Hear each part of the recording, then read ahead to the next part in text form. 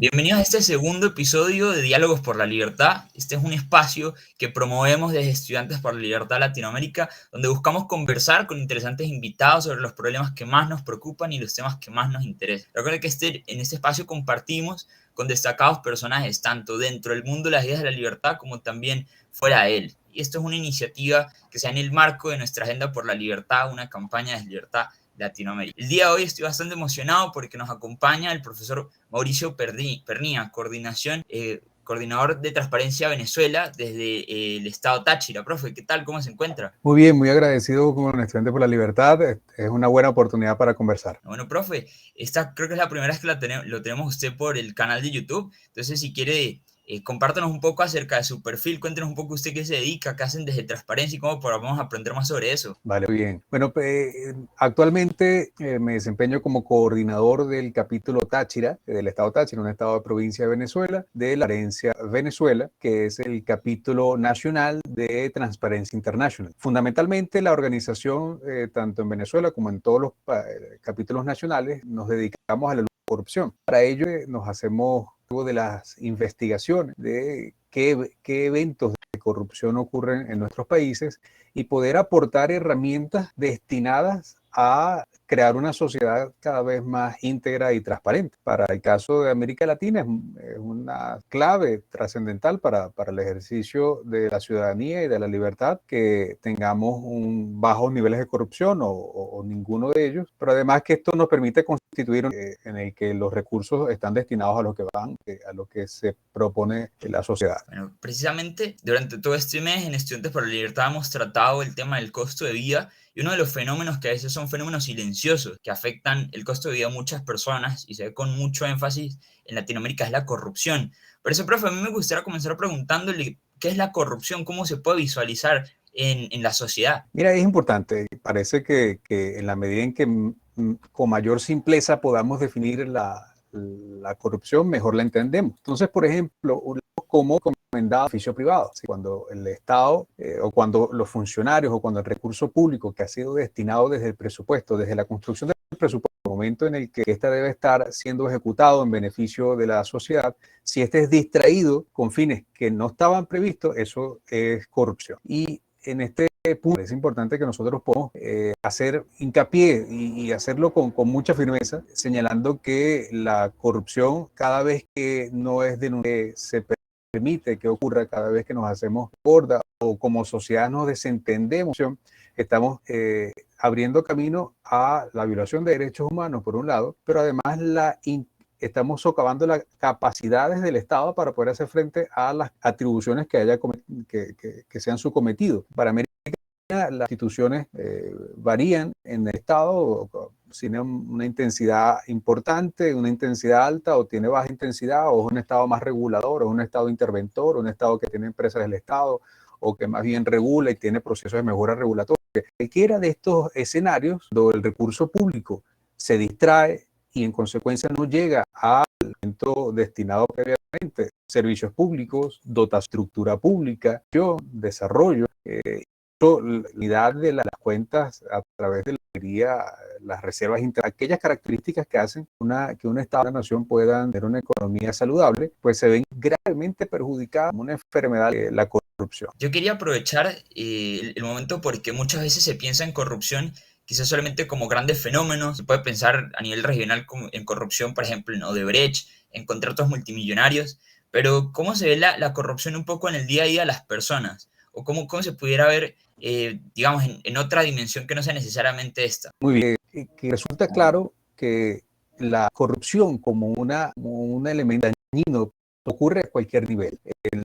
Existen, de hecho, categorías de análisis, de estudios y en consecuencia cuyas categorías pues, producen nuevas fórmulas de enfoque y además producen, pues podemos tener un arco y categorías que van desde la gran corrupción a la corrupción política, a la corrupción a secas o la pequeña corrupción. En el día a día, en la actividad cotidiana para nuestros países, en la presencia de funcionarios que están a disposición del público y que tienen en sus manos la capacidad para remover obstáculos. ¿Qué es un obstáculo administrativo? Es la presencia parte de la legislación de un cual presenta una licencia permiso, una autorización, una aprobación. Este conjunto de categorías que acabamos de la ciencia de la administración y el derecho administrativo son obstáculos administrativos. Significa que el ciudadano de actividad, pero debe los obstáculos, sea lograr la autorización para alguna de concesión para la realización de alguna actividad, por ejemplo, la industria petrolera, las industrias en general, o simple un expendio de bebidas alcohólicas, de licores o de algún tipo de áreas de salud, de autorización administrativas. Es que veamos que hay toda una gama de categorías de corriente, la gran corrupción y la corrupción en cuando funcionarios para permitir una actividad o para dar continuidad a la actividad son capaces de solicitar. Profe, muchas veces pareciera que las prácticas corruptas únicamente se asocian con políticos, con funcionarios públicos y con contratos muy grandes, pero también pueden existir prácticas que desde lo individual, desde la sociedad, pues puedan alentar precisamente a las prácticas de corrupción en las altas esferas. Muy importante tu pregunta, César, porque nos pone frente a un dilema. La sociedad puede interpretar mal cuando el Estado promueve la impunidad. La impunidad es muy grave porque genera en la sociedad la sensación de que hay total libertad para accionar, para actuar sin medir las prohibiciones, las sanciones o las investigaciones que puedan producir. En efecto, los grandes casos de corrupción conocidos en América Latina, nos viene a la memoria el caso de Brecht, por ejemplo, en el que los países de Iberoamérica estuvieron comprometidos con esta empresa. Eso, si bien tiene su propia peculiaridad y explica muy bien el funcionamiento de la estructura del Estado, la estructura de la administración pública y el sistema de pesos y contrapesos o de controles que pueda tener la administración, por otra parte, desde el punto de vista de la ciudadanía, uno de los más graves daños es la carencia de sanción social o sanción moral. Es decir, cuando las propias comunidades entienden e incluso pueden llegar a aplaudir a aquellos que sean personajes evidentemente corruptos, personas que deben tener grandes fortunas y que no proviene de una actividad lícita, pero que tampoco son sancionados por la sociedad, pues tiende a tener un ciclo o un círculo vicioso, es decir, se comete el acto de corrupción, hay impunidad por parte del Estado, las personas logran ver esa actividad, hay un incentivo en consecuencia de mantener la práctica corrupta y cuando venimos a darnos cuenta tenemos un Estado cuya estructura no tiene las defensas en los sistemas de control o rendición de cuentas que prevengan la corrupción, pero por otra parte tenemos una sociedad en la que al ver que hay impunidad pues puede desarrollar prácticas corruptas como parte de su cotidianidad. Lo vemos cuando tenemos que pedir una autorización, un permiso, una aprobación. Si los funcionarios pues entienden que puede otorgarse más fácil si hay un soborno, pues de esa manera pues se va a ir multiplicando porque las personas no denuncian, terminan viendo que funciona más pronto y más rápido la administración si las personas pagan y esto pues lo que crea es una descomposición del modo en el que nosotros entendemos las relaciones sociales, por un lado, las relaciones con la comunidad y nuestras relaciones con el Estado. Bien, y en consecuencia con eso mismo, quizá para caer un poco más en los efectos de la corrupción, digamos, ¿de qué manera impacta la vida común o en la vida de las personas las prácticas corruptas? Que de repente a veces no se visualiza tan directamente, pero sin duda que tienen un efecto en cómo nosotros vivimos. Es específico, muchas gracias César por la pregunta, porque nos permite decir algo que a veces pasa desapercibido. Y es que durante una administración pública que tenga deficiencias organizativas, que tenga deficiencias procedimentales, que tenga un personal público poco instruido, impacta tanto como la propia corrupción. A veces ese enemigo silencioso que la ciudadanía no logra identificar como aquel gran vulnerador de derechos humanos. Piénsese, por ejemplo, en la dotación de infraestructura sanitaria en nuestros países. Piénsese en la dotación de presupuesto para la educación básica y media y universitaria. Piénsese en el desarrollo de infraestructura pública, puentes, hospitales, escuelas, el diseño además de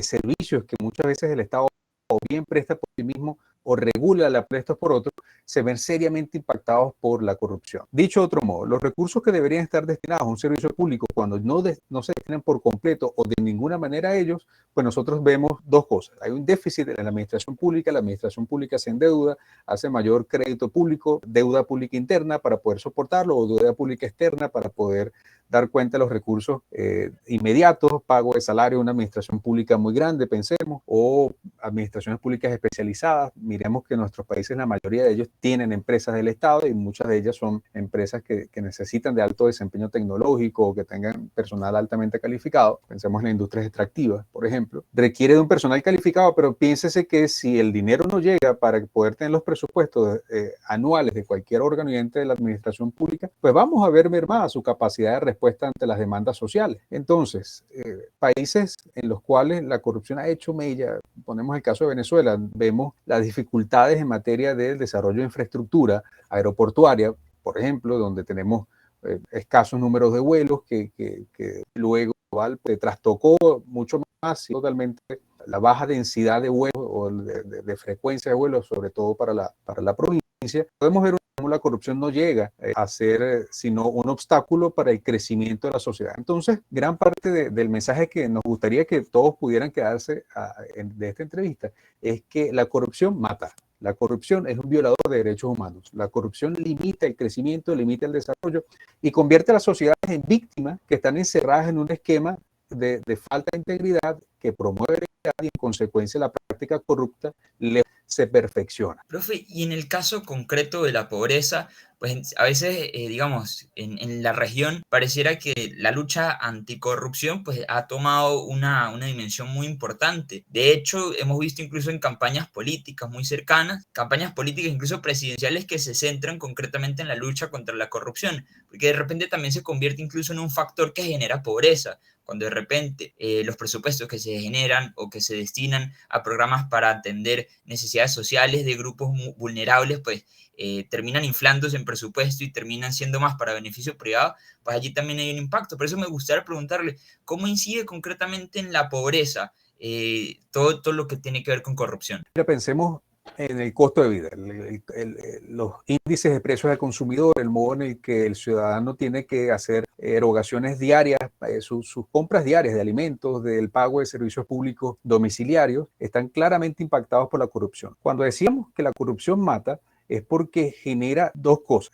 Aumenta las brechas, la desigualdad social, porque finalmente la capa que absorbe los recursos y que lo hace de manera ilegítima, hace mucho, aumenta la brecha entre las personas que ya tienen dificultades, aun cuando el presupuesto estuviese bien ejecutado. Un productor de pobreza es una corrupción no atendida por la sociedad. En la medida en que la práctica corrupta se hace el modus vivendi de funcionario público por una parte, pero además que el ciudadano se ve empujado a hacer o desarrollar, perfeccionar prácticas corruptas, pues el resultado de esta ecuación es pobreza. Pobreza multifactorial.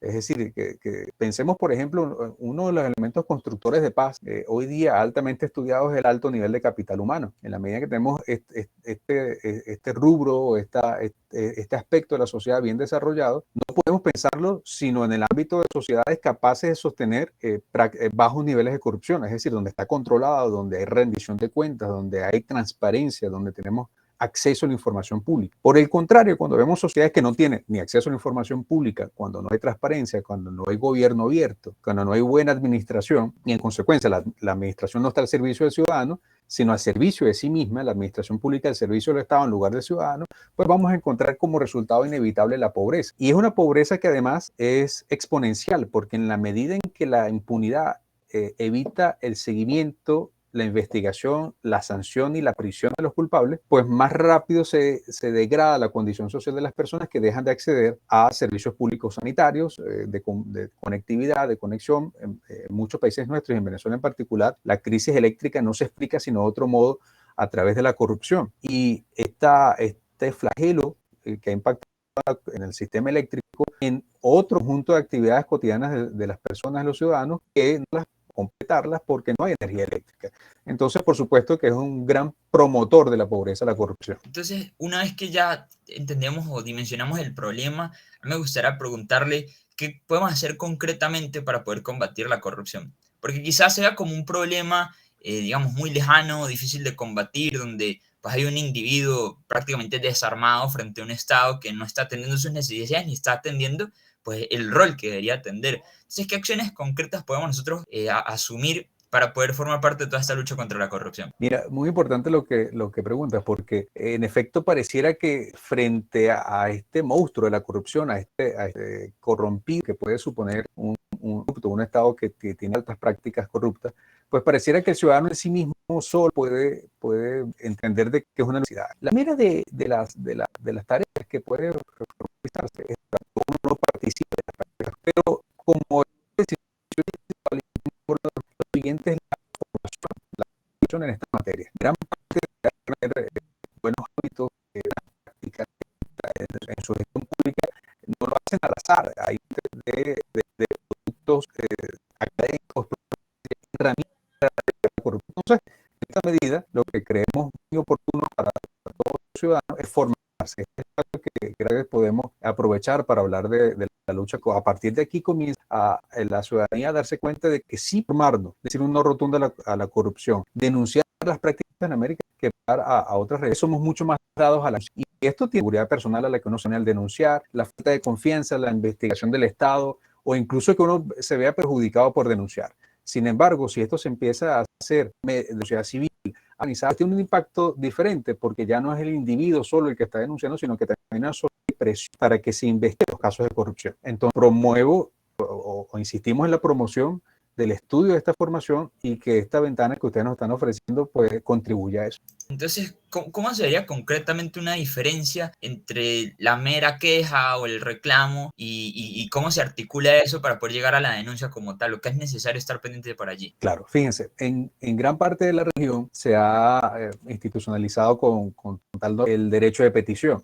El derecho de petición es una fórmula básica de nosotros poder dirigirnos como ciudadanos, como tenemos el derecho de dirigirnos a la administración pública para obtener oportuna respuesta. Aun cuando para muchos países es algo normal y se ha normalizado, en otros no. En Venezuela resulta y otros países de América Latina resulta muy complejo que la administración responda. Todavía se parte del principio de que el rey no se equivoca, ¿no? Como se señalaba en la época de las monarquías absolutas. En consecuencia, presionar a la administración a través de la formulación de peticiones es algo importante. Ejercitar el músculo ciudadano a través de solicitar información. La administración también fortalezca el músculo de saber responder técnica y adecuadamente lo que el ciudadano pide. Uno de los elementos que se conoce como transparencia activa, es decir, aquella información en la cual la administración pública o el Estado en general está en la obligación de publicar datos, por ejemplo, de índices de precios del consumidor, la inflación, diferentes índices de enfermedades, de fallecimientos, tasa de natalidad, en fin, lo que serían las estadísticas que cualquier Estado levante y que le corresponde y conviene para la mejor diseño,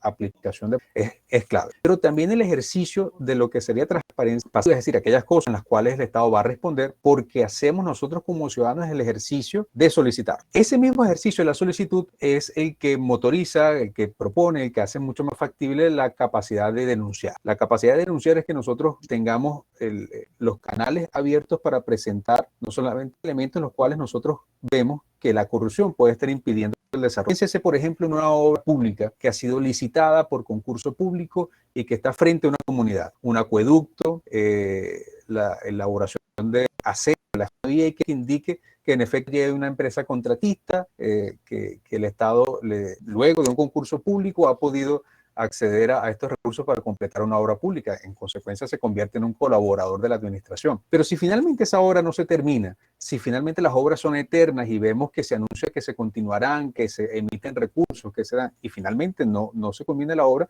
la sociedad está en la necesidad y quizás hasta en la obligación de denunciar. En la medida en que eso motorice la necesidad del Estado de dar respuesta, perfeccionamos el modo en el que el Estado produce información útil para la toma de decisiones. Y en esto conviene también precisar, la información que el Estado produce tiene que estar descargable en las páginas web que tengan los órganos y entes de la administración pública, las corporaciones públicas, pero además en formatos editables, que nosotros podamos tomar esa información y desarrollar proyecciones frente a lo que está allí. Esto nos pone a nosotros, a la ciudadanía, a pensar que el concepto de gobierno abierto se aplica a cada una de las funciones del Estado. Piénsese, por ejemplo, en la administración pública como aquella que conocemos. Finalmente, la mayoría de nuestros países son presidencialistas, aquella que el presidente y el resto de sus ministros y la administración pública de los funcionarios de carrera prestan un servicio. Esa sería la administración pública, pero piénsase en el parlamento abierto, es decir, cómo nosotros tenemos participación ciudadana en la formulación, en las leyes, pero también en el Poder Judicial, de qué manera el Poder Judicial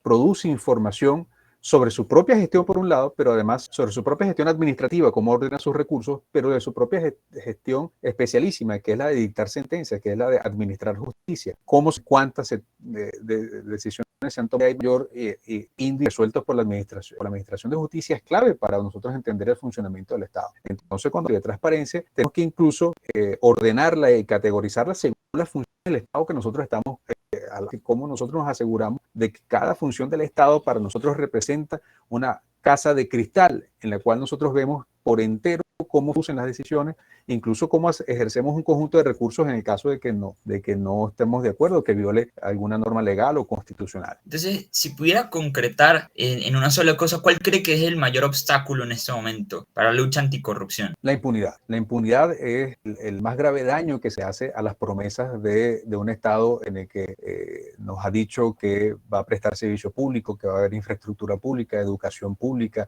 que vamos a tener cuerpos de seguridad de orden público entrenados con recursos, que vamos a tener órganos de investigación penal, científica, pero también investigación universitaria, todo este conjunto de cosas que hacen a las sociedades más prósperas, las hacen a las sociedades más libres, con mayor construcción de paz, se van a ver impedidas si la impunidad es lo que reina, siendo, como decíamos hace un instante, una sociedad que vea que la impunidad es lo que más se presenta en los grandes o pequeños casos de corrupción, pues se siente invitada también a desarrollar prácticas de que las sanciones no es pues una vía express para obtener beneficios ilícitos por parte del Estado. Entonces, la Agenda por la Libertad siempre se ha enfocado en traer un tema que resulte de especial interés por el nivel de atención que se le debería prestar. Y precisamente identificamos que la corrupción pues, es uno de esos temas donde muchas veces se le coloca la lupa, pero no terminamos de entender concretamente de qué se trata este fenómeno. O de repente pensamos que tiene unas dimensiones donde lo sobreestimamos o a veces también lo subestimamos. Por eso, digamos, el día de hoy nos parece tan importante poder tener ese espacio para hablar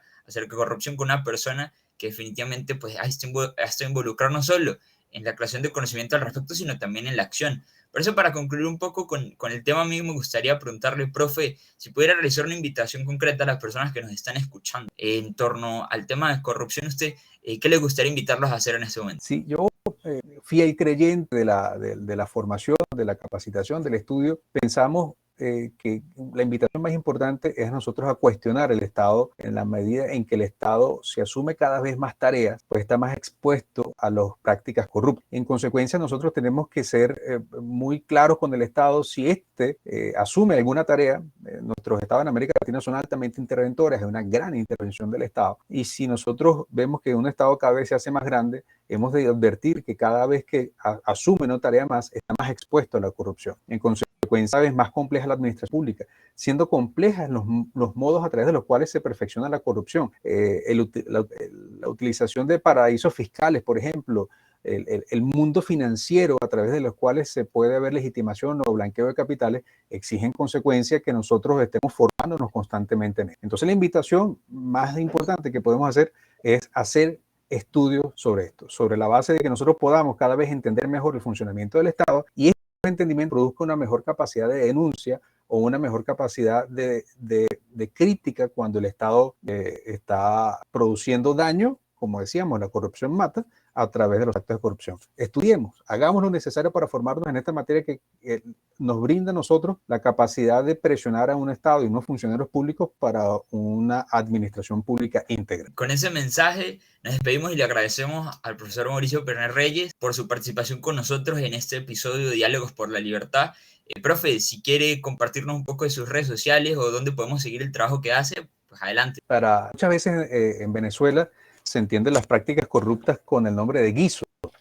Los invito a seguir las cuentas de Transparencia Venezuela, @nomasguiso, tanto en Twitter como en Instagram, @Pernil Reyes, mis 2 apellidos. Constantemente estamos publicando información, especialmente en Twitter, sobre este tema. Publicamos los avances, los informes que desarrollamos como la organización, y creemos importante que en la medida en que mejor se difundan, mejor tenemos una comprensión de cómo la corrupción nos deteriora la calidad de vida. Bueno, profe, nuevamente muchísimas gracias por su tiempo, por apartar el día de hoy un poco de su espacio para hablarnos acerca de este tema tan importante, y esperamos poder seguir contando con usted en próximas iniciativas de Estudiantes por la Libertad. Agradecidísimo por la invitación y a sus órdenes.